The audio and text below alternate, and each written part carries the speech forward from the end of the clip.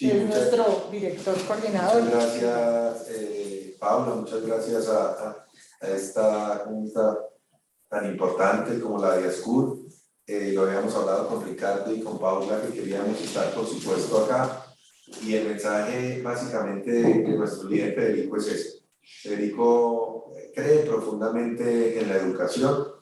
Así no solamente lo ha declarado, sino que en Medellín durante su gobierno lo demostró y tiene esa apertura y esa capacidad de escuchar a los diferentes actores y trabajar de la mano con ellos para lograr los objetivos que necesitamos y sobre todo importante como este de la educación. Para nosotros todos los actores y sobre todo tan importantes como ustedes pues van a ser fundamental, porque como lo dice Paula, lo estamos nombrando y estamos trabajando para que Fico sea el presidente de los colombianos y muchas digamos, de estos elementos que ustedes han trabajado, porque sabemos que es una organización muy seria, queremos que haga parte también, como lo decía la doctora Paula, de ese plan de desarrollo en el ámbito educativo. Nos hemos reunido con muchos actores, Paula, Ricardo, y una mesa de educación que venimos trabajando, pues, algunos hace un año, otros que nos hemos estado vinculando. Tuvimos la oportunidad, por ejemplo, de hablar con los líderes del plan de Senat, Paula. También una cantidad de cosas, de aportes, sí, muy valiosos que tiene que ver con lo que Federico dice, y es que nosotros no queremos empezar de cero, sino que valoramos muchos de los aportes y digamos de los avances que se han dado en diferentes instancias, y que si queremos construir país nos tenemos que unir en eso, en lo fundamental de la educación, en lo fundamental de la salud, y solo lo podemos hacer con apertura, con humildad, y por eso Fico, esta cartilla, como dice Paula, ahí está y es provocadora, pero ahí sabemos que está en constante construcción todavía. O sea, ahí no está terminada, hay unas líneas generales, pero con actores como ustedes queremos robustecerla y queremos que ese plan de educación para el país, desde la primera infancia hasta la educación superior, y como lo dice la UNESCO, con esa formación a lo largo de toda la vida, pues pueda darse como una política de educación realmente con un gran alcance y que revolucione, pues aquí no es el sistema, sino que en un país como Colombia permita mejores condiciones de vida para muchas personas y sobre todo para los más vulnerables. Entonces, esa es como una ambientación inicial y decirles que muchas gracias. Aquí estamos toda esta mesa muy dispuestos a aprender de ustedes y que no sea la última reunión y que podamos seguir teniendo ese acompañamiento que para nosotros es supremamente valioso. Doctor Guillermo, muchísimas gracias. Doctora Paula, a ustedes muchísimas gracias, rector. Gracias por estar aquí. Nos están acompañando unos rectores porque hemos desarrollado estas reuniones de manera híbrida. Yo me voy a tomar la molestia, rector, de ustedes que están conectados virtualmente, de ir avanzando y proponer un poco lo que queremos hacer en el ejercicio. Primero, agradecerle habernos atendido la reunión. Es un antecedente que conoce el doctor Ricardo, que en los últimos 20 años, tal vez, los últimos 5 periodos presidenciales en Colombia, ASCUR siempre hace una de 2 tareas, y es hacer una aproximación a los aspirantes a la presidencia de la República. Lo hicimos con los 2 gobiernos del presidente Uribe, lo hicimos con los 2 gobiernos del presidente Santos. El gobierno del presidente Uribe no fue la excepción. Siempre nos aproximamos con una suerte de diálogo para tratar de identificar cuáles pueden ser las miradas que la política de plan de desarrollo traerá para los siguientes años que el presidente tiene la posibilidad de liderar el país. Esa tradición nosotros la mantenemos y en la indicación que nos han dado los rectores, pues la hacemos en este formato. El formato nuestro no es de foro, auditorio, hacerle 2 preguntas y a dejarla un poco limitada a contar todo lo que pudiera plantearnos a un sector como la educación superior, sino lo hacemos en esta suerte de diálogo. Hemos venido avanzando en él, vamos muy bien, creo que hemos consolidado prácticamente todas las campañas. La agenda de esta semana nos permitirá estar, y lo programamos así un poco, nos salió también, gracias a la agenda de ustedes, ir dejando todo concluido antes de lo que va a ser primera vuelta. El espíritu de la reunión, aspiramos sugerirlo en 3 momentos rápidamente. Le pido me excuse, rector, que usted nos tiene súper identificados en ASCUN por lo que convive con nosotros, pero contarles un poco qué es ASCUN rápidamente para que ustedes tengan un panorama de lo que es la organización. Intentar, a través del diálogo, hacer algunas aproximaciones a temas que son estructurales. Ustedes saben que hoy nos movemos. Solo Guillermo, usted ha sido un conocedor y estudioso de la educación. Por su experiencia sabe que en educación superior de manera particular hay unos temas que son absolutamente complejos, ¿no? Todo el tema de acceso, todo el tema de financiamiento, todo el tema de calidad, todo el tema de proyecto de vida a través de la educación superior, son esos temas estructurales que digamos, una propuesta de política pública en la medida en que se desarrolle puede hacer más o menos posible que esos temas se den. Y después de ese diálogo que tengamos, podemos seguramente ir agotando preguntas y respuestas que van surgiendo del diálogo que tenemos. Es un formato de 1 hora porque entendemos de sus agendas y no queremos abusar de la gentileza que ustedes han tenido para compartir este tiempo con nosotros. Yo rápidamente paso por el equipo. Aquí está el equipo de ASCUN, todas las personas que por indicación de los señores rectores tenemos la idea de liderar la organización. Juan Guillermo Hoyos, que es nuestro secretario general, el doctor Javier Gaona, que es la persona encargada de todas las comunicaciones, la doctora Carolina Henao, que es la encargada de toda la parte financiera, y la doctora Luisa Villamizar, que tiene la responsabilidad de la internacionalización. Están conectados con nosotros, en este momento identifico varios rectores. Está el doctor Carlos Eduardo Jaramillo, de la Autónoma de Manizales, está el doctor Hernán Olano, de la Colegios de Colombia, Corporación Colegios de Colombia. Está la doctora Elizabeth Bernal conectada. No identifico al doctor Millán, pero entiendo que viene delegado de alguna de las universidades. Ahora seguramente más adelante, cuando avancemos en este diálogo, podremos identificarlo. También identifico por aquí al doctor Hernando Bernal. Y a propósito de la mención que ustedes hicieron de la reunión con las personas del plan decenal, está la doctora Lucía Chávez, una académica que también contribuye con ASCUN desde hace mucho rato a identificar todos estos temas de la política pública.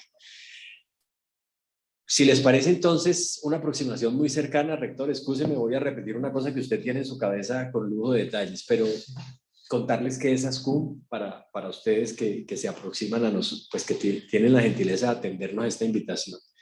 Nosotros somos una entidad sin ánimo de lucro que surgió hace más o menos 65 años, más o menos no, hace 65 años. Voy a contar la experiencia de cómo surge porque tiene que ver mucho con parte de nuestra interpretación de la historia.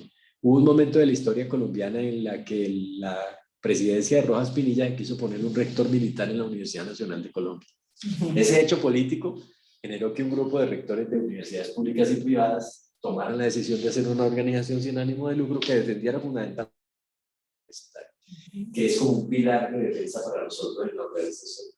Alrededor de ese principio de la defensa universitaria han venido o se rodearon otros principios que son los de la difusión del conocimiento, la calidad académica, la responsabilidad social. Y ahí construimos una plataforma a partir de la cual hoy en ASCUN tenemos 90 instituciones asociadas, 34 públicas, 56 privadas, que representan más o menos el 70% de la matrícula en Colombia.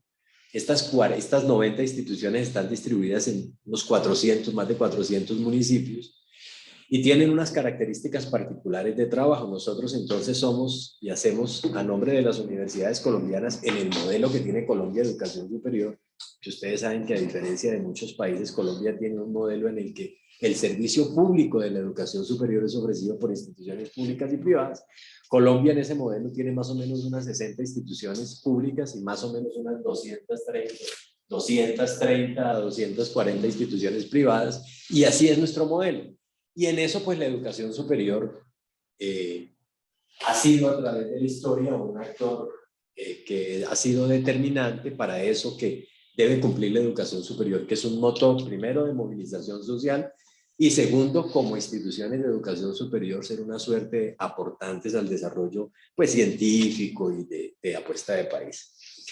Dentro de las tareas que hace ASCUN, digamos, para aproximarnos a los temas que en un momento como esto que se están discutiendo son importantes, ASCUN tiene una tarea particular de hacer una suerte de interlocución. Esto que estamos haciendo es parte de ello, un ejercicio de aproximación a todo lo que es la política pública.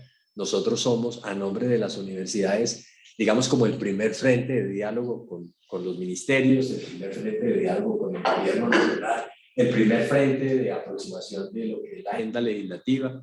Y ahí hemos venido desarrollando nuestra tarea a través de los últimos años. De manera particular para esta campaña, entonces, nosotros hicimos una aproximación de los temas que hoy consideramos son los más importantes. Y consideramos que la campaña, particularmente la propuesta que le está haciendo al país el doctor Federico Gutiérrez y él, coinciden en, digamos, unas cosas que empiezan a ser el primer elemento de este diálogo que queremos establecer. Lo primero, pues que sean cosas reales. Es, digamos, como el primer elemento que quisiéramos empezar a conversar. Hemos entendido que la propuesta del doctor Federico ha venido abordando los temas de financiación y gratuidad, que eso es importante. Una gratuidad que quisiéramos entenderla un poco mejor dadas las características de nuestra matrícula, pero entendemos que la gratuidad a la pública es fundamental. Quisiéramos escuchar algunos mensajes de un poco lo que está en los documentos escritos, pero no hemos interpretado bien. Y la otra parte de la matrícula relacionada no con la oferta, sino con la demanda, cómo la tienen prevista, qué juega en la cabeza de esta campaña con respecto a ICETEX, por ejemplo, o con respecto a créditos o a becas crédito.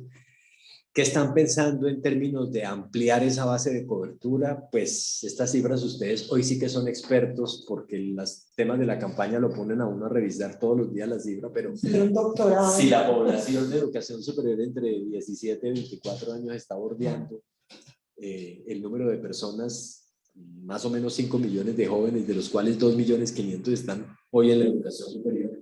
¿Qué estamos pensando para esos otros 2.400.000 que son denominados NIS? ¿Cómo ven ustedes de la campaña que digamos, un escenario como la educación superior pudiera comprometerse a hacer un mayor aporte para que más jóvenes se ingresen?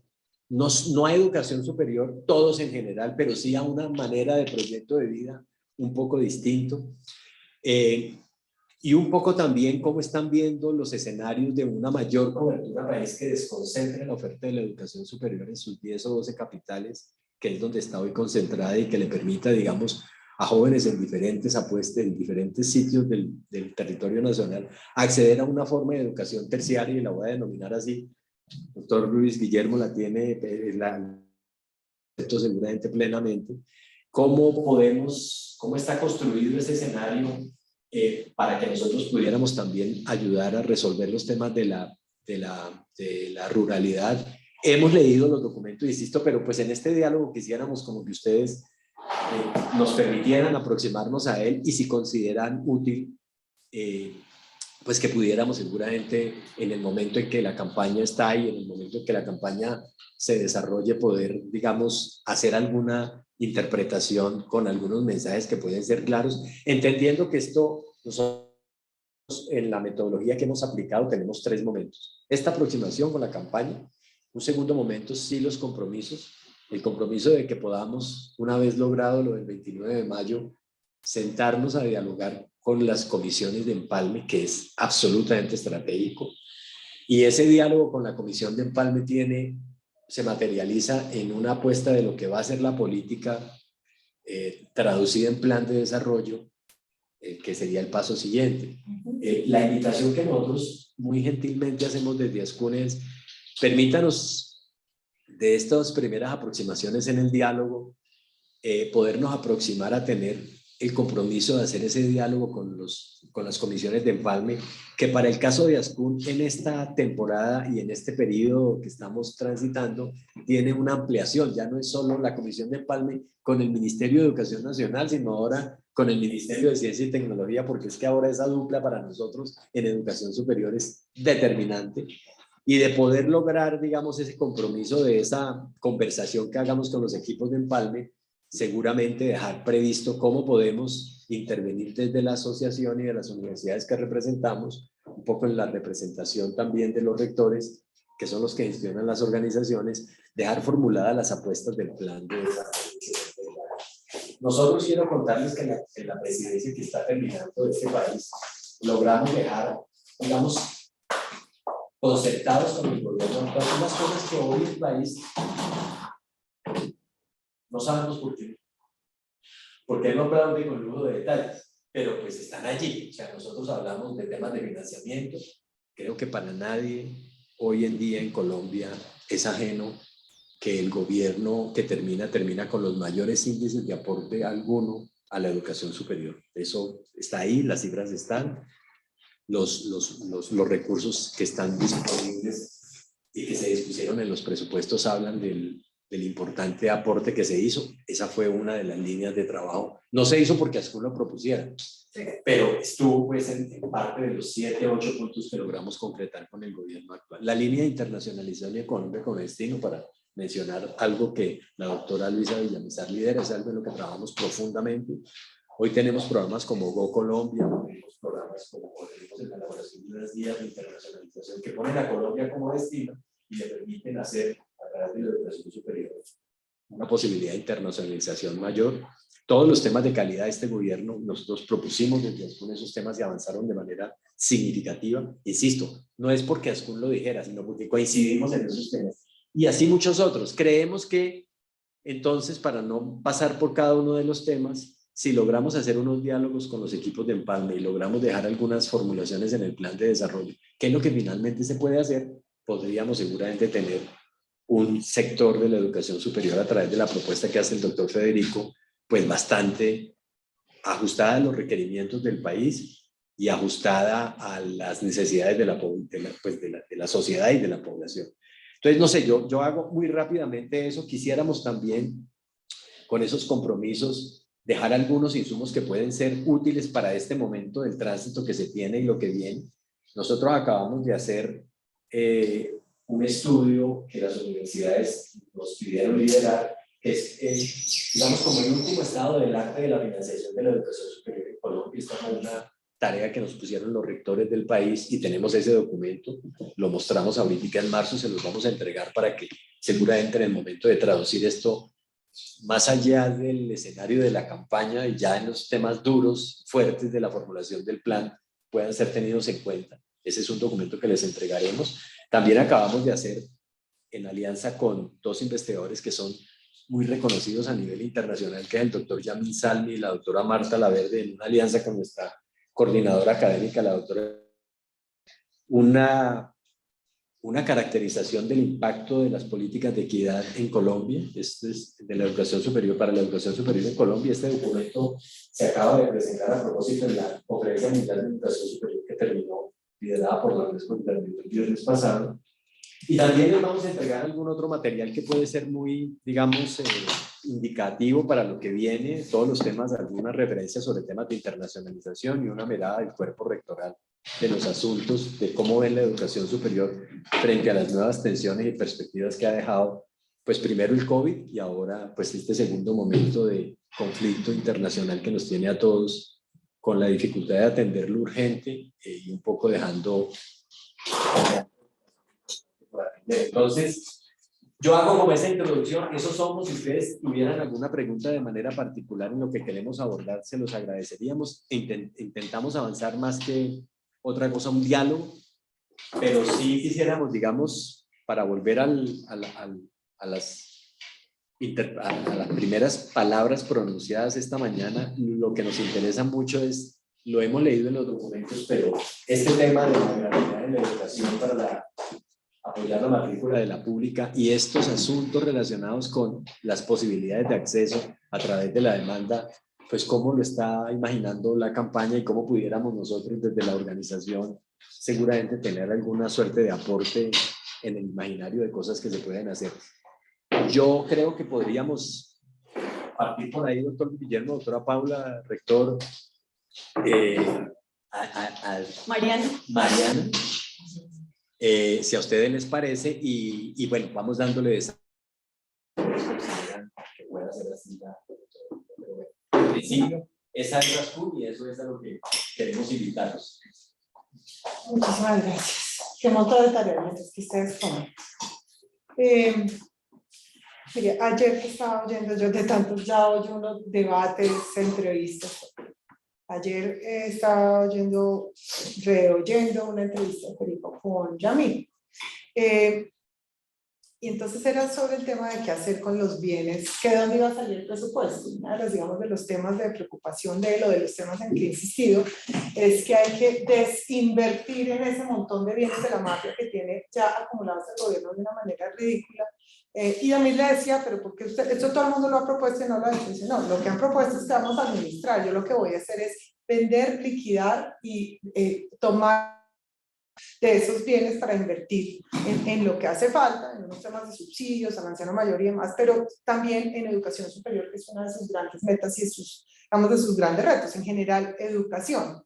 Entonces, empiezo por el revés para decirle que este equipo es consciente de que, ¿cómo se llama? La pobreza con plata es llevadera, y que uno de los ejes centrales, digamos, del ejercicio de definir, está el qué y están las retas, se llaman como metas retadoras, pero hay un equipo debajo trabajando en de dónde va a salir la plata para todo esto. Entonces, traigo el tema a colación porque una de las fuentes sin duda va a ser el tema de la desinversión y la venta masiva de esos activos que hemos recuperado de la mafia y que pues tienen que volver a la economía para que otros los exploten, pero no en manos del Estado. Esa es una fuente. En tema de educación superior en particular, pues tenemos una propuesta que está todavía en remojo, pero que puede ser muy interesante, que es el tema de capitalizar las universidades públicas a través de la creación de unos endowments, como los tienen las universidades americanas. Entonces yo creo que va a ser una propuesta realmente innovadora y que no existe, por eso me interesa mucho el documento. Y bueno, esa propuesta que va a ser central en la financiación de la educación, porque estamos absolutamente claros en que, pues sí, cada gobierno es el gobierno que más alta inversión ha tenido en educación y va a seguir. Pero la sostenibilidad del aumento de los cupos en particular es muy difícil de lograr. Puede ser que yo logre una apropiación hoy para los siguientes 4 años de la matrícula, como pasó con Serpilo Paga. Tuve muchas diferencias con el programa con Gina. Y claro, maravilloso, te toman las fotos, pero la siguiente generación no tiene los recursos, porque no hay sostenibilidad en los recursos. Entonces, uno de los focos del trabajo de este equipo de educación superior es sin duda la sostenibilidad de esos cupos en el largo plazo. Como les digo, la propuesta, digamos, central de la sostenibilidad por ahora es la creación de los endowments para las universidades públicas. Derivada de la creación de esos endowments, que ya les digo cómo se van a financiar, vendría una respuesta a otra de sus preguntas, la posibilidad de hacer una ampliación dentro de los departamentos de las sedes. No estamos pensando en crear más universidades, pero sí en permitirles a las universidades como la de Caldas, que acaba de hacer una sede en La Dorada, que creen unas otras seccionales, por decirlo de alguna manera, de esas universidades que ya tienen programas, que ya tienen profesores, que ya tienen infraestructura. Arrancar una universidad de cero pues es tremendamente difícil, pero permitirles a las que están descentralizarle, pues va a permitir un efecto secundario muy interesante, que es uno, regiones, que no se siga envejeciendo el campo ni los municipios, que no se desocupen los municipios y que se permita mantener la actividad económica con jóvenes en las regiones, pues que hace muchísima falta. Eso está, digamos, considerado y viene dentro del, digamos, del mismo desarrollo de la propuesta. Simplemente para decir un abrebocas que responde como a varias cosas, a la de la ruralidad, a lo de la desconcentración de la oferta, que lo tenemos, pero sobre todo el tema de la financiación de la educación superior. Esos endowments, pues vamos a arrancar seguramente, yo me imagino, con la Universidad Nacional, que es la más fácil de organizar eso. Allá pues es todo sencillísimo, pero pues si lo logramos allá yo creo que se puede en todas. Y la idea es usar justamente esos bienes que están en la administradora de activos especiales, y crearles un capital explotable. Es decir, queremos que las universidades sean actores económicos, no que distraigan su actividad, pero que tengan una actividad muy importante de administración y generación de recursos para que puedan autofinanciarse. Y entonces yo siempre tengo que decir, cuando digo autofinanciar, no estoy diciendo ni que vamos a privatizar la educación, ni que es que el gobierno ya no les va a, siempre toca aclarar esas cosas, sino que vamos a hacer una apuesta hoy, no para darles para el gasto, que también pues toca incrementar el gasto, sino para hacer una apuesta a largo plazo, creando unos capitales que sean autorrentables, que vayan creciendo y que con el tiempo les permitan a las universidades de esos fondos pagar buena parte de sus funcionamientos, de su crecimiento y de la mejora de calidad, que también es una enorme preocupación. Pero voy a decir una frase que eso suena horrible diciéndolo acá, pero me la dijo alguien que fue presidente. Dijo, uno primero hace una universidad de garaje, la crece y después hace una universidad de calidad. Eso suena horroroso, pero pues es verdad. Entonces necesitamos primero crecer, generar los recursos para crecer y en la calidad, porque crecer nos va a permitir también tener efectos secundarios en la calidad. Eso pues simplemente como un primer abrebocas para contestar como la mitad de estas preguntas que tienen acá. No está en el programa porque es una de las cosas que puede ser muy polémica en la discusión y que seguramente si alguien no está en este entorno especializado no lo entiende, pues yo no les tengo que explicar cuál es el modelo de los endowments, simplemente traigo dos cifras. Uno, Harvard, que es el... ¿Por qué Harvard es la universidad mejor del mundo? Porque es la más rica. O sea, es una respuesta tan sencilla como esta, porque cuando uno tiene dinero, como tiene Harvard, que tiene un endowment al día de hoy de 53 billones de dólares, solamente los rendimientos de ese endowment son cerca de 6 billones de dólares anuales. Esos 6 billones se reparten de una manera muy inteligente. La mitad van al gasto de la universidad y la otra mitad van a crecer el endowment. Entonces, pues cuando usted hace eso, tiene la perspectiva de que en los próximos 20 años van a llegar a los 100 billones, primero. Y segundo, de que el presupuesto de la universidad está absolutamente garantizado para vivir y para crecer. Y a eso queremos llegar. Seguramente no vamos a arrancar con una cifra tan grande como esa, pero más o menos sería la estructura. Son detalles que resolver adentro, pero muchos, el diablo está en los detalles, sin duda. Pero lo primero es, por ejemplo, la corrupción, que es uno de los temas que tanto nos angustian. Se resuelve en las universidades americanas también con una cosa, una suerte de endogamia en la que los endowments no son la universidad, sino que trabajan paralelo a la universidad, solo para ella, y están conformados solo por egresados de la misma universidad. Entonces es una suerte de protección en la que pues usted no le roba a su mamá, ¿no? O sea, esas unidades se vuelven muy importantes y es un honor estar en las administradoras de los endowments de las universidades que se interrelacionan permanentemente. Hay muchos detalles sobre los que vamos a trabajar, pero simplemente la idea está sobre la mesa y es una de las fuentes innovadoras que nosotros creemos que puede tener la universidad en el largo plazo, que le va a dar sostenibilidad a ese crecimiento de cupos. Simplemente para empezar, y bueno, pues, usted me dice, yo hago este diálogo porque ya estoy viendo las miradas de los rectores y no quisiera... ¿Qué pasa con las privadas? Ya vamos para allá, tranquilo. ¿No? Es que ese mismo presidente que usted menciona no me hubiera perdonado. No voy a decir quién es, pero... No, pero en esa línea sí, digamos, creo que usted lo identifica muy bien, porque la gran preocupación que estamos viendo en la SCUM, en toda la revisión de los documentos que hacemos permanentemente y que nos ha tocado hacerlo permanentemente y que estamos entendiendo que es así porque las reglas del juego de la narrativa están construidas sobre ello. Si tú no hablas de educación superior pública y gratuita, estás out y no puedes cometer el error de no hacerlo y ponerle toda la cosa.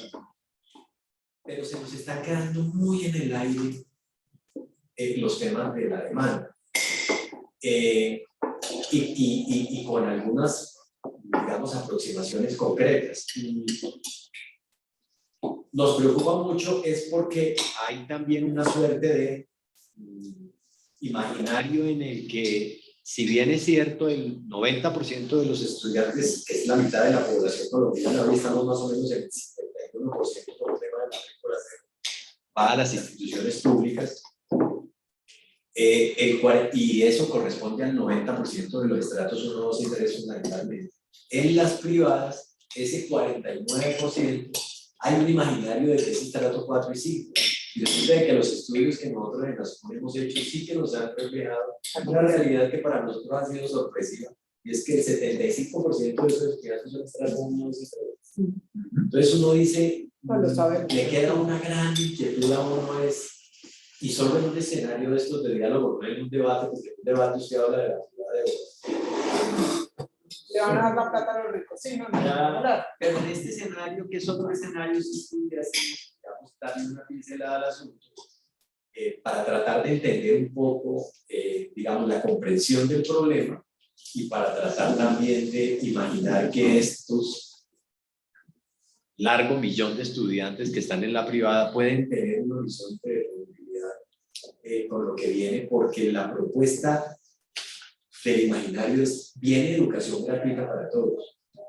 Y eso es cierto, pero pues se está vendiendo así.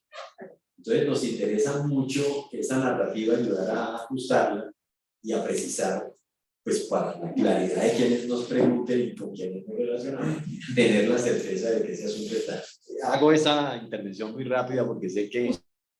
ICETEX de cerquita.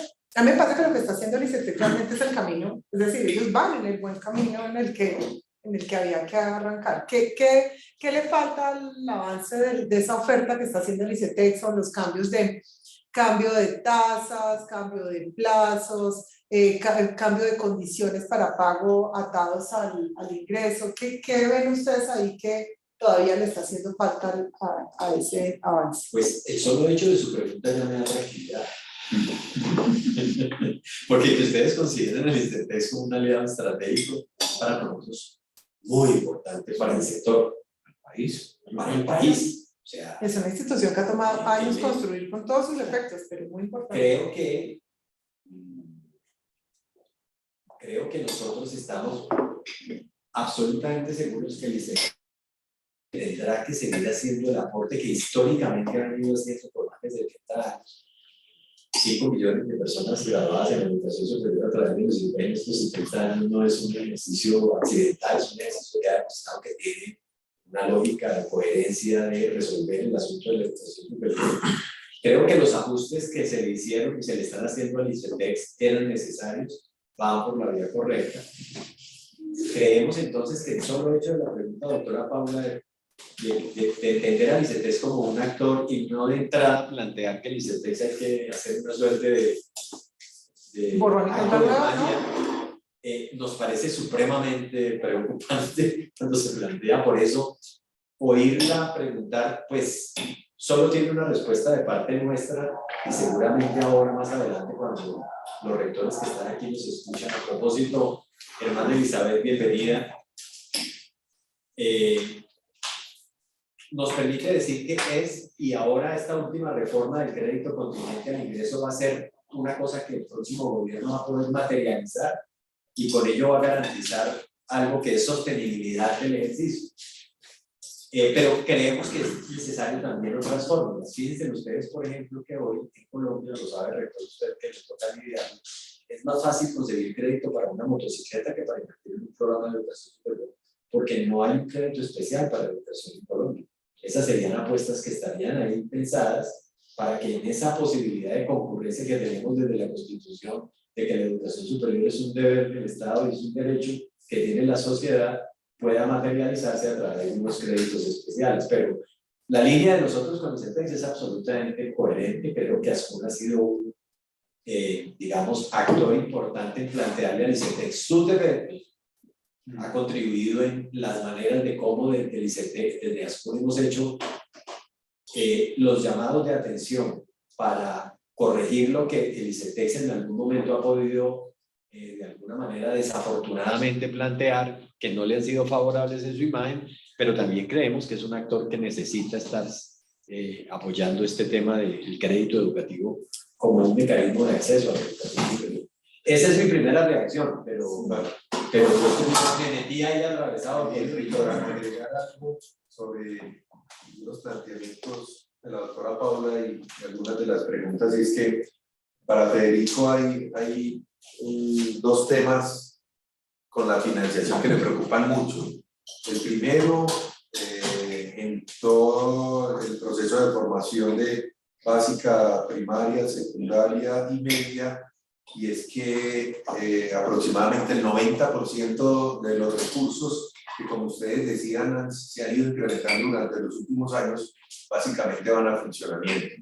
Pues lo sabemos, ¿sí? Y escasamente un 10% puede ir para calidad y hasta para educación superior. ¿cierto? Y sabemos que esto genera unas brechas, ha generado unas brechas que no solamente las pruebas saber, sino las pruebas internacionales demuestran que en general la calidad de nuestros estudiantes no es la mejor. Y Federico, de alguna forma, con todo el equipo técnico y económico, está estudiando una reforma general, no solo al SGP de Educación, sino en general al SGP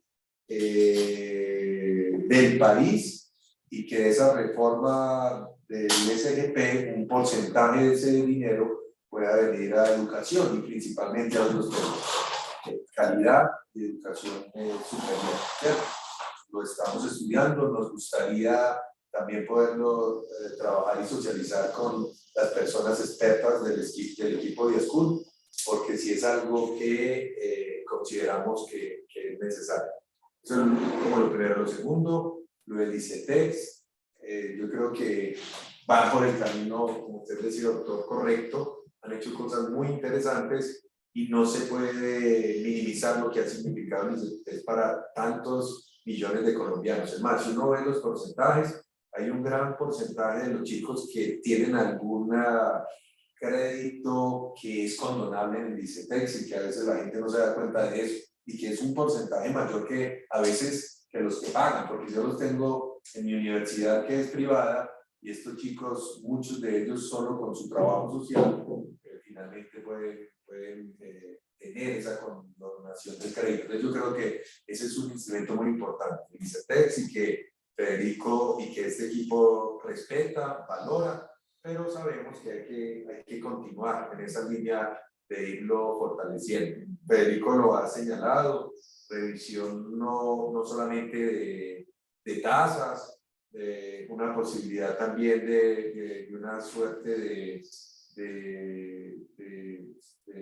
subsidio, si se puede decir, o acompañamiento a chicos que tengan dificultades en un momento dado graves económicas para poder pagar. Y algo que ellos han venido trabajando, y es que la doctora Paula lo señaló ahora, y es que los chicos empiecen a pagar únicamente cuando estén trabajando y de acuerdo al porcentaje de salario que van a empezar a tener. O sea, que sea proporcional, que no sea igual para todos y que les permita tener de alguna manera que esos recursos que están llegando por un salario pues no se vayan solo al crédito, sino que les permitan también tener una posibilidad de invertir en las cosas cotidianas que necesita una familia o una persona, ¿cierto? Entonces, ahí se está pensando en varios asuntos con el ICETEX, pero siempre pensando en potenciarlo, ¿cierto? En potenciarlo y no en terminarlo. Hay algo que Federico lo ha dicho claramente, y es tener 1 millón de cupos, sí, para las personas, digamos, de estratos 1, 2 y 3. Se puede decir que es una continuación, si se quiere, de matrícula cero, ¿sí? Pero llegando a más personas, y pues digamos que si hubo una matrícula cero en algún momento, antes fue la política y los créditos condonables y las becas de Sapiencia en Medellín, o sea, esa experiencia la tenemos. Queremos agregarle a esta matrícula cero un componente que Federico ha señalado muy fuerte, y es poder, además de brindar un crédito o una beca, tener un acompañamiento especial al proyecto de vida desde estas universidades a los estudiantes. ¿Qué quiere decir eso?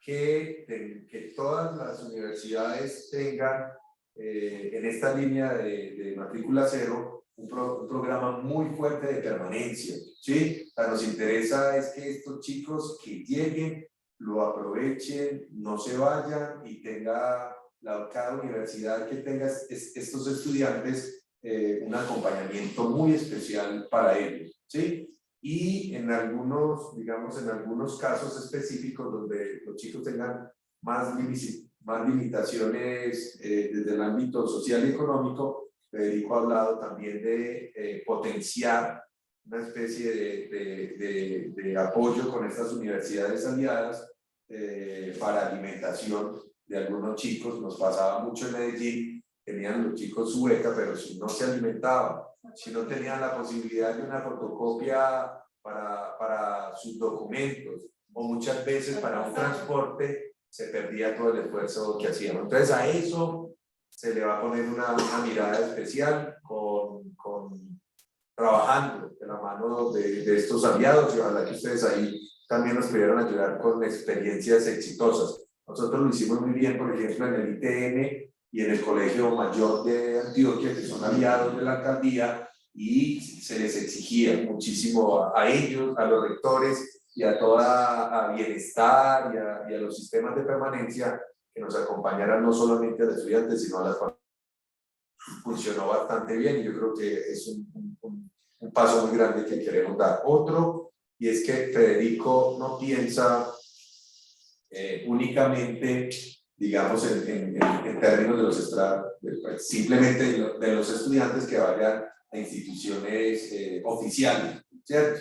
También hay una propuesta de 400.000 becas, que yo quiero que es muy importante que tengamos en cuenta, y en esas 400.000 becas queremos que exista una participación muy fuerte de las universidades privadas, ¿cierto? Sabemos que no solamente que los públicos no tendrían la capacidad de recibirlo, sino que además creemos, como usted lo decía ahora, rector, que el servicio público de educación no es solamente oficial, sino también hay grandes aliados desde el sector privado que lo hacen muy bien y que pueden darnos una mano y apoyarnos muchísimo, ¿cierto?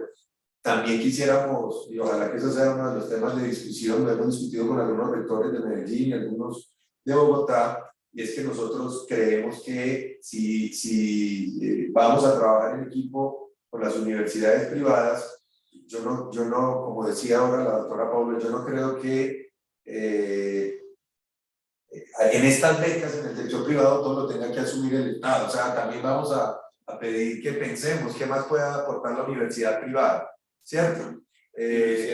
Sí, de alguna manera. Exacto, mirar esa experiencia, porque yo creo que es muy valioso y ahí podríamos poner todo, no sé, no solamente en los programas de permanencia, en los programas de segunda lengua, en los programas de apoyo alimenticio, sino incluso un descuento especial que a veces en la experiencia que yo valoro también hay cosas muy interesantes de ser Pilo Paga, de pronto muchas universidades no hicieron un esfuerzo mayor, ¿cierto? Yo creo que lo podemos hacer entre todos y ahí habría una posibilidad muy grande. O sea, Federico y nosotros creemos toda esta mesa profundamente en que el trabajo entre las universidades públicas y las privadas tiene que hacerse. O sea, nosotros creemos en un sistema, y ese sistema no es solamente oficial, sino que lo que hacen los privados es muy valioso. Yo creo que lo podemos potenciar más entre todos. Y también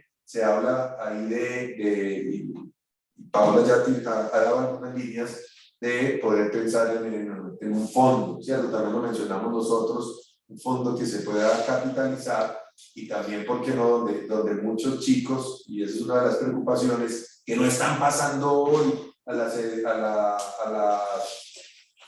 las universidades públicas y que tienen muy buenos puntajes, pudieran ir también a universidades privadas. Entonces yo creo que ahí hay unos elementos que sí nos interesa trabajar, que sí creemos, pero Federico siempre lo dice, todos tenemos que poner, pero lo vemos todo como un sistema. Ricardo, perdón. Que me tienen que parar porque yo no, yo quería mencionar un par de cosas. La primera, esto que estás mencionando se trabajó muy interesantemente. Aquí hay varios exrectores que han estado trabajando en este grupo de privadas casualmente y todos han dicho, las universidades privadas tienen hoy muchos cupos desperdiciados por sillas vacías. Sillas vacías. Entonces, ahí con lo que estás diciendo es como el modelo de esas becas Access de aquella época donde todos ponían un descuento, un fondeo de lo privado, el Estado, y en eso no tiene, yo creo que como esto es la conciencia del candidato, que esto es un sistema. Y lo otro que quería decir yo de ese sistema es que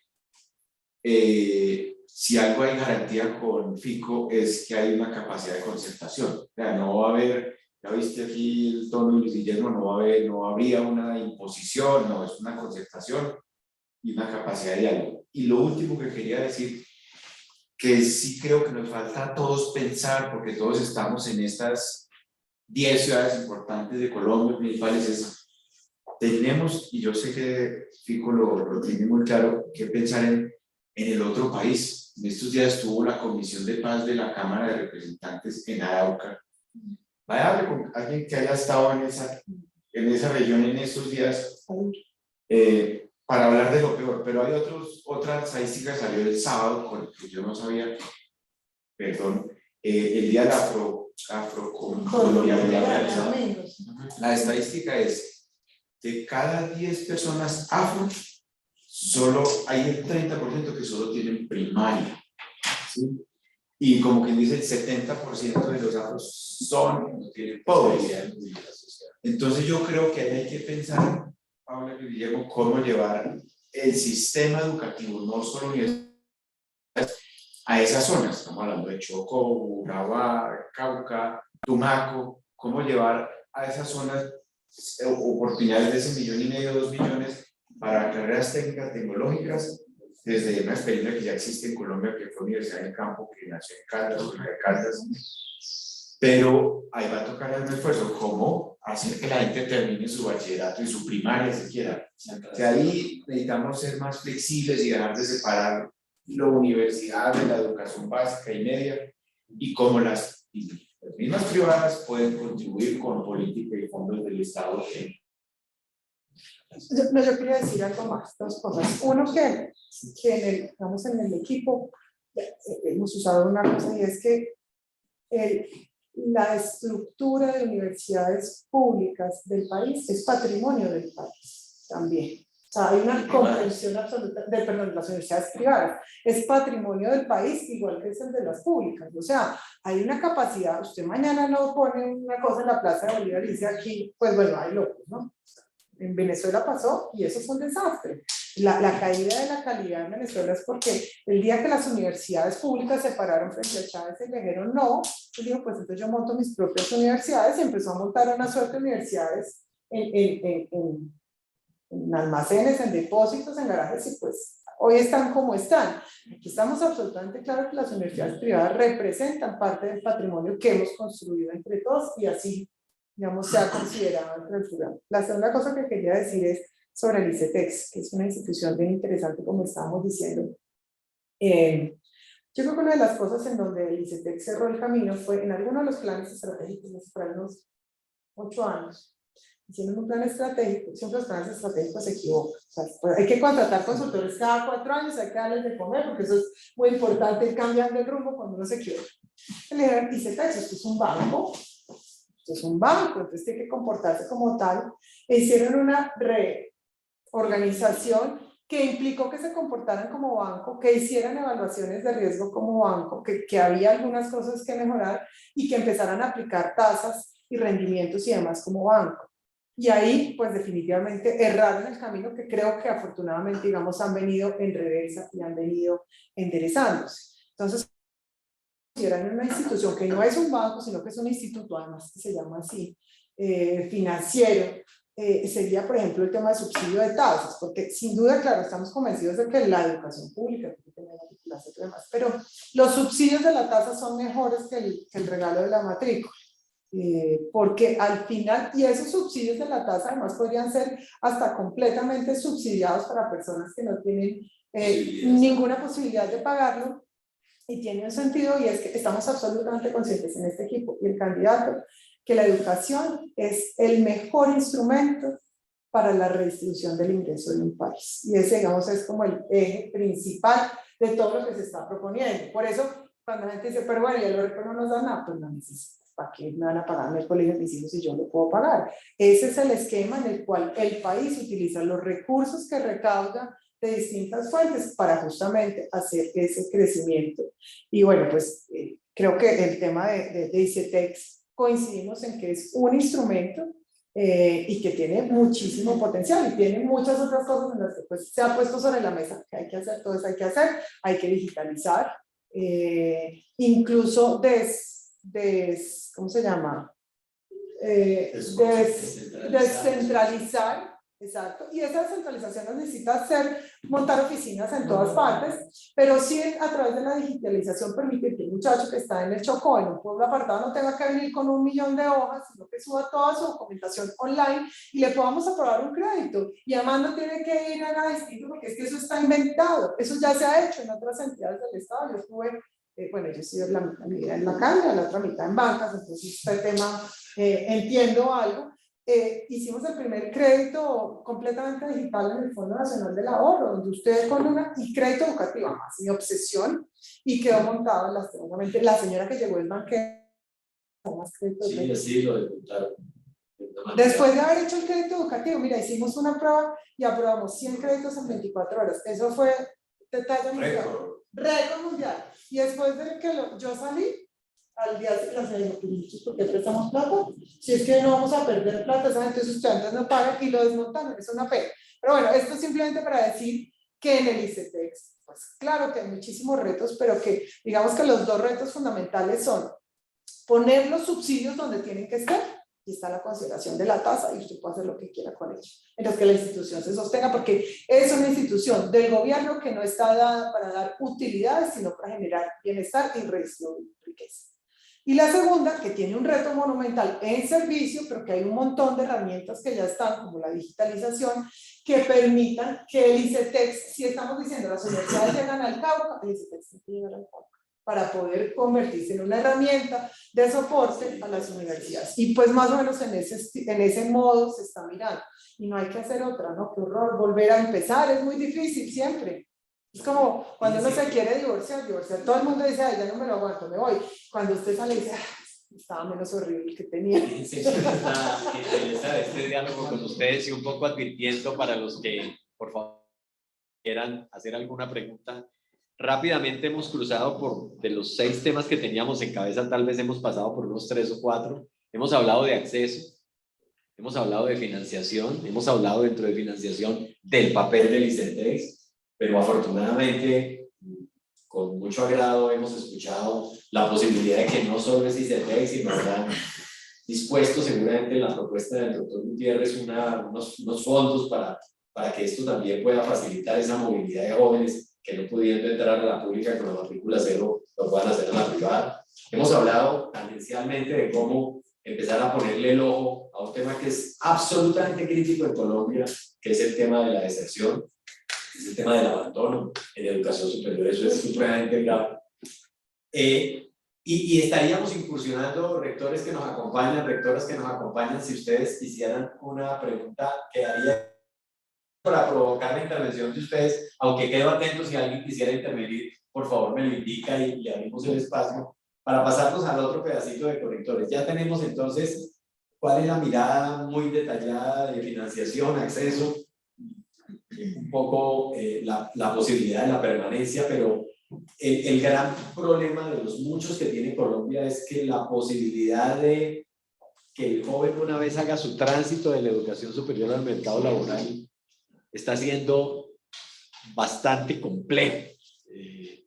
Si nosotros vemos algunos datos que creo que en esta sala y muy seguramente por lo que estamos sospechando nosotros con el doctor Juan Guillermo, el equipo de empalme con el que nos vamos a sentar después de la elección va a ser casi que con ustedes, entonces va a ser muy fácil ese día. Tenemos una preocupación y es que muchos de los jóvenes que hoy transitan en la educación superior son primera generación. Es decir, muchos de los que están hoy en la educación superior son primera generación. Esa primera generación está teniendo una suerte de incertidumbre y son hoy un poco esa juventud reactiva a las propuestas que le está haciendo, porque están diciendo, yo soy primera generación, yo ya voy a terminar mi programa, voy a ver si yo soy ingeniero de sistemas, voy a ser ingeniero industrial, pero el mercado laboral no me da posibilidades. Quisiéramos un poco, que lo hemos visto en los documentos, alguna aproximación un poco más detallada y eso del mercado al acceso laboral, cómo pudiéramos detallarlo un poco más. No sé, rectores, si ustedes quisieran complementar algo de lo que estamos planteando, pero digamos que una pregunta. Doctor Olano, ¿usted quisiera alguna intervención, por favor? No, doctor, ya precisamente me queda claro sobre el particular, los aportes de la campaña del candidato Federico Gutiérrez sobre el tema, también sobre la financiación, particularmente las instituciones de educación superior como la nuestra, que recoge gran cantidad de estudiantes de estratos 1, 2 y 3 y que requieren también de la financiación, todo el tema del ICETEX que ha sido ya claro en la exposición. Entonces, muchísimas gracias. Perfecto, rector. Pero quisiéramos, si les parece, ponemos otro nivel ya de la discusión relacionada con esto del mercado laboral, del tránsito a la ocupación. Eso está fácil. Hay dos temas que, digamos, están ahí. Lo primero, como el mercado laboral, digamos, la oferta de empleo, la oferta no de empleo, sino de gente buscando empleo ha crecido. Y la gente que está accediendo cada vez, enhorabuena, es gente que antes son primera generación. Yo creo que ahí el sistema de aseguramiento de la calidad tiene que pensar en flexibilizar unas cosas, y es, o sea, que sin separar o separando la universidad de lo que en Colombia llamamos formación para el trabajo. Cada vez más hay que entender que el mercado laboral y el sistema educativo van a ir más imbricados. No es que tú te sientes aquí y sales dentro de 5 años a buscar trabajo, sino que comienzas a estudiar con cursos cortos, cada vez más certificaciones más cortas, vas haciendo trabajo y lo combinas con volverte a educar. En eso yo creo que hay que tener la mente abierta. Y lo otro, que va como en ese mismo sistema, pero que es un tema que va más allá del sistema educativo. Yo sé por ahí un libro que es de Taleb, que habla de la antifragilidad. Nosotros tenemos que tener claro que las universidades hoy no son las únicas que ofrecen educación, ¿cierto? Y entonces que la educación, no, a pesar de lo que dijo ahorita Paula, la educación sola no nos va a traer ingresos económicos. Hay que pensar no solo como sistema de educación, sino como sistema educativo. Y ahí traigo a colación el sistema que en Colombia no ha pegado mucho, independiente de la expresión, que es el sistema de educación dual. Nosotros tenemos alguna experiencia en el Quindío, con la Universidad de la Cámara de Comercio, allí hay una, pero pues obviamente el sistema de aprendices, que fue un cambio para acá, ha sido muy, muy interesante, pero quizás hay que ser más agresivos en cómo la empresa es también parte de la formación del educando. Yo creo que hay que flexibilizar desde el sistema de calidad, porque el sistema de calidad hoy te pide solo doctores y maestrías, y muchas veces la educación se vuelve muy teórica y no aterriza en situaciones prácticas. No sé si existe alguna propuesta, lo hemos discutido en el grupo, se habló en un momento, pero yo creo que no es, o sea, sin educación dual y sin flexibilizar el sistema de aseguramiento de la calidad, pronto vamos a quedarnos cortos en esa preocupación. Yo voy a hacer una barbaridad, siempre digo barbaridades, llevo rato pensando, pero solo para provocar. No. Yo que estuve en el comité de acreditación, yo creo que hay que desacreditar el sistema. O sea, nos montamos en una novela que únicamente sirve para llenar el ministerio de funcionarios, que tampoco entienden muy bien lo que están haciendo. Yo entiendo perfectamente que usted quiera acreditar una carrera de Derecho para asegurarse que los abogados conocen la Constitución, todas las leyes que hay, y que haya unas escuelas, pues las escuelas que aquí no existen, pero por lo menos están los exámenes, y usted pasa, usted sabe que sale abogado. Yo entiendo eso, pero no entiendo la manía, por ejemplo, que muchos de los programas del SENA de la escuela metieron en la novela de la acreditación, y muchos programas. Sí, pero nos metimos novela y tienen dos miradas distintas, así como no entiendo cosas que hizo Darío en su época, que fue montar el SENA en una novela de investigación, pues eso sonaba muy chévere y lo ponía a competir y era como importante, pero pues como todos queremos ser importantes, nadie quiere hacer el trabajo. Y simplemente lo digo, pues digo que es una barbaridad, pero es una provocación para decir que siempre está sobre la mesa la posibilidad de reformar el sistema y siempre está el miedo de que si usted empieza una reforma no saben qué termina. Pero sin duda una buena cosa podría ser convocar una mesa nacional para hablar solo de educación superior y pensar si vale la pena volvernos a pensar. Es decir, el país ha cambiado, el mundo ha cambiado, la tecnología ha cambiado, nos hemos estoy haciendo una consultoría para EPM sobre un plan de los negocios a 20 años. Imagínense casi el trabajo de pensar en perspectiva. Y ahí uno, en el sector privado, en el sector de servicios pasa que la tecnología cambia y los tipos ya están pensando y dicen, bueno, vamos a ofrecer energía de hidrógeno. ¿Cómo vamos a hacer eso? Y vamos a traerlo y no sé qué. Y no están pensando, no, es que la norma de energía eléctrica nos impide tener hidrógeno. No, seguimos por aquí, pero vamos pensando y es mucho más flexible. Y es increíble que el sistema educativo es absolutamente inflexible. O sea, en aras de salvaguardar una tal calidad que tampoco la hay, pues volvimos el sistema a una cosa completamente inflexible. De hecho, una cosa que parecía buena idea, como exigirle a las universidades que llamo los encajes, como los bancarios, a veces hablo como esas reservas monetarias, cada vez que sacan un registro calificado, pues se convirtió en una barrera de entrada. Entonces, queremos creer en cupos, pues estoy diciendo que estoy hablando, pero me estoy grabando. Hay una cosa, a mí no me nombré ministro de Educación, porque eso va a ser un problema. Eso va a ser el Guillermo, que es formal y totalmente políticamente correcto.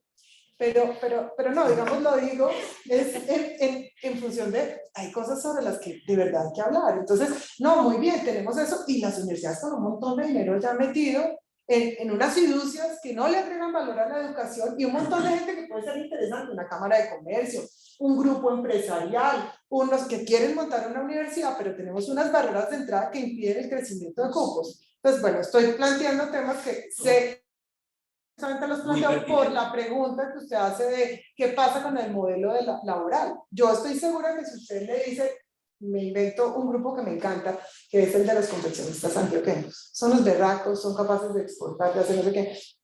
Usted les dice, ustedes se le miden a montar un instituto, o sea, la competencia del CENE, un instituto técnico, no sé qué, los tipos se le miden, ponen la plata. Cuando usted les dice que tiene que pasar el trámite del ministerio, se les acaban las ganas. Pero usted perfectamente puede decir, bueno, reemplace si usted tiene su cosa y ya no pague más el SENA, porque usted va a hacer su propio trabajo. Entonces tenemos el tamaño del SENA, por ejemplo, es otra de las cosas que se convierte en una barrera monumental para hacer cualquier cambio. O sea, no, tenemos que descentralizar el país y morderlo a pedacitos, que es mucho más fácil. Pero no estoy diciendo, esas son propuestas que tenemos, está por fuera. No, aclaro, es que tenemos la conciencia y están los temas sobre la mesa. Entendido, pero lo aclaro. Que definitivamente esa mención general que la doctora, pero eso no debe decir, es importante que nosotros nos revisemos en la reforma tributaria tras anterior del 18 que dejó amarrado que los fondos fiduciarios tienen que programarse inmediatamente para las universidades privadas con una ejecución. Eso le está haciendo mucho daño a la posibilidad de la movilidad. Claro, de crecer, de tomar decisiones.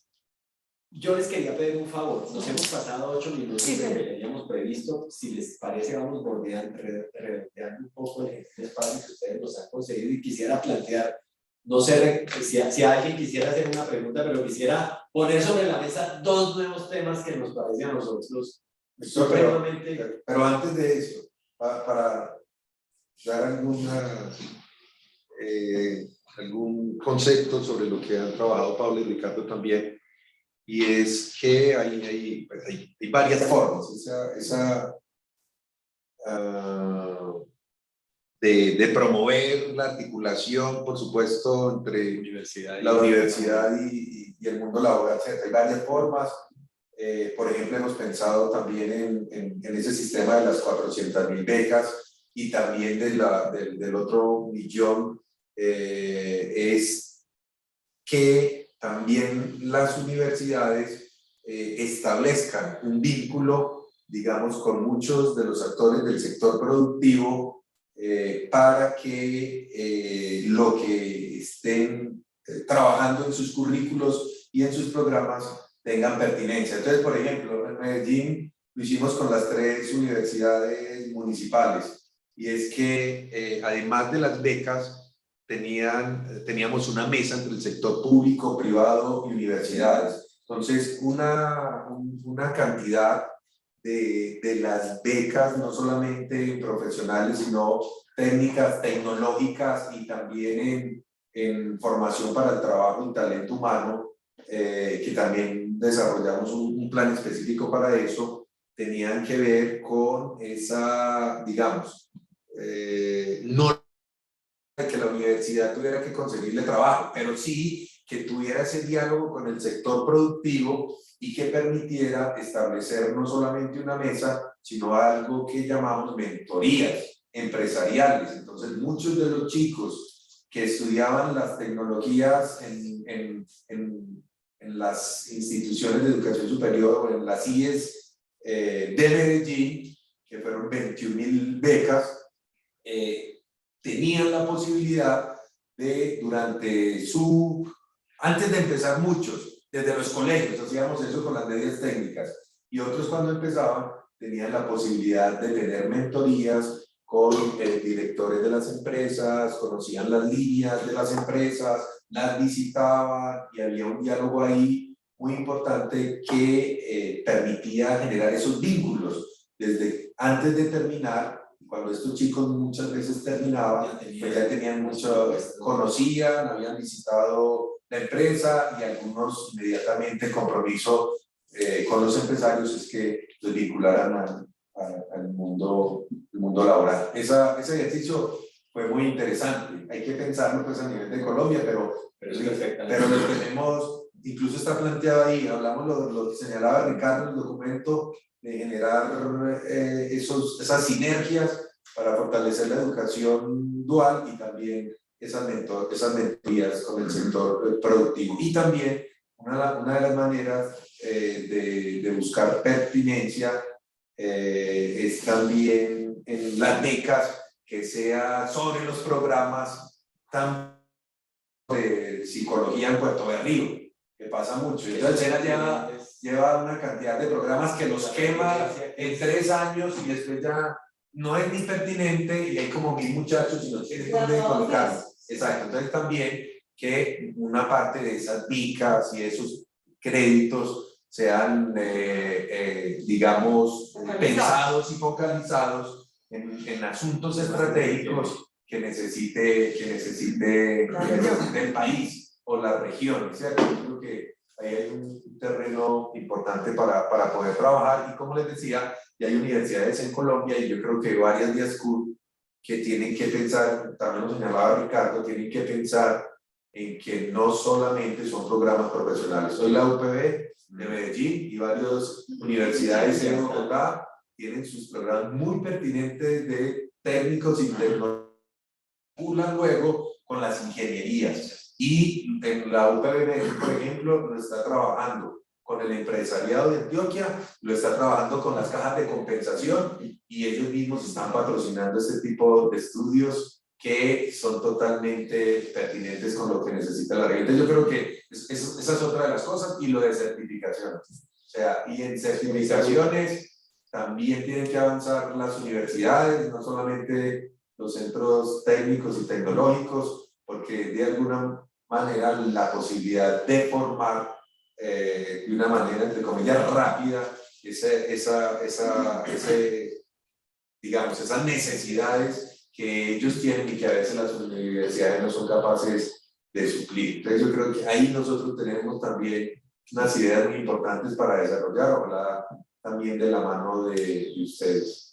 Doctor Luis Guillermo, me voy a cerrar con esta última porque me da pena con ustedes el tiempo, y también un poco que quienes tenían programada la actividad un tiempo un poco más corto, pero a usted le va a quedar muy fácilmente a usted porque la tarea que desarrolló en Medellín, pero la pregunta tiene que ser obvia para nosotros, y es un poco toda esa apuesta de ciencia y tecnología. O sea, Medellín sin duda, en el gobierno en que usted tuvo la posibilidad de liderar, hizo una transformación enorme a través de ciencia y tecnología y fundamentalmente de innovación. Nosotros hemos leído un poco lo que estamos revisando el documento, tienen unas cosas sobre ciencia planteadas para el país, sobre inversión en ciencia, que a propósito es de los rubros bastante débiles con los que el país desafortunadamente por su estrechez presupuestaria. Pero quisiéramos ir un poco más allá de lo que hay escrito en el documento de ciencia y tecnología, cómo poder mandarle un mensaje a las universidades de Azul en términos de ese frente de manera particular, pues que está comentado muy general, la verdad se ha dicho.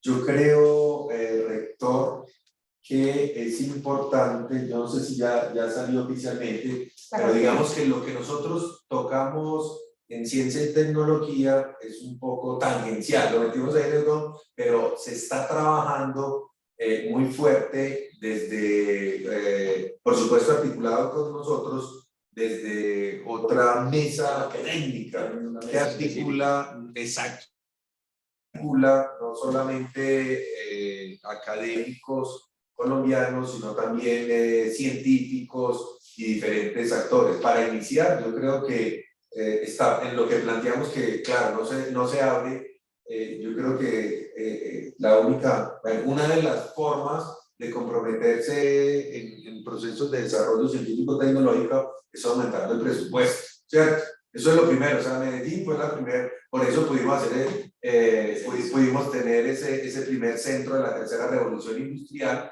y se hizo, pues, no solamente porque se aumentó de una manera exponencial, y digamos que como ninguna ciudad de Medellín el recurso, sino el trabajo que se realizó precisamente con no solamente las universidades, sino también con las empresas y también con aliados internacionales, ¿cierto? Se generó un ecosistema virtuoso de alguna manera para que no simplemente, yo creo que es una de las cosas que tiene Federico en mente, se genere conocimiento y que se quede en artículos de alto impacto, Q2, Q3, sino que de alguna forma ese conocimiento que se genere sirva también, como se hizo en Medellín, para posibilitar la innovación, ¿no? Los nuevos talentos y las creativas. Yo creo que vendrá esa propuesta, pero en porcentaje, Mariana, pues, ¿cuál fue el compromiso? Ahí está. Bueno, pues hay un aumento, pero sí quisiéramos, cuando esté consolidada toda esa propuesta, como les decía, que trasciende lo de educación, porque tiene que ser transversal, o sea, toca lo educativo, pero toca el desarrollo científico-tecnológico y toca todo el aparato productivo, así se está pensando. Cuando la tengamos ya, porque debe ser uno de los siguientes, llevamos 17, ¿cuántos más? 27 documentos temáticos en forma de cartillas que hemos entregado a la opinión pública, es decir, que Federico no tiene propuestas. ¿Saben que Empresarios por la Educación, en el análisis que hizo, señaló, por ejemplo, que el programa de Federico Gutiérrez, estudiaron todos los planes de gobierno, y en el de Federico el 14% correspondía a educación, de los otros el 7, el 6, el 4, entonces digamos que hay una apuesta muy grande, y una de las siguientes rector y rectores que va a salir es todo ese engranaje de ciencia y tecnología. Nosotros lo colocamos, digamos, ahí para que no saliera de educación, pero es un tema grande que es transversal a muchas de las políticas del Estado, y que quisiéramos ya enviárselo a ustedes para que lo analicen de manera más detallada y lo podamos discutir. Nosotros le invitamos a líder de... Sí. Creo que ha sido muy generoso de parte de ustedes este tiempo. No sé, rectores, si alguien quiere hacer algún comentario, vamos a cerrar nuestra reunión. Les agradecemos la posibilidad de haberse conectado para este diálogo. Nosotros, particularmente, tengo que expresarles, tengo la sospecha de que con este equipo nos vamos a reunir muchas veces de aquí a lo que viene. Entonces, creo que esta primera aproximación al diálogo... Tienen que apoyar mucho, rector. ¿Quién quisiera hacer algún comentario, por favor? Perfecto. No, entonces yo, si les parece, no sé si haya algún... No, este tema se abre por montones, pero... Pero sí agradecemos mucho la posibilidad, doctora Paula, apreciado rector Ricardo, doctor Luis Guillermo, Mariana, muchísimas gracias por el espacio.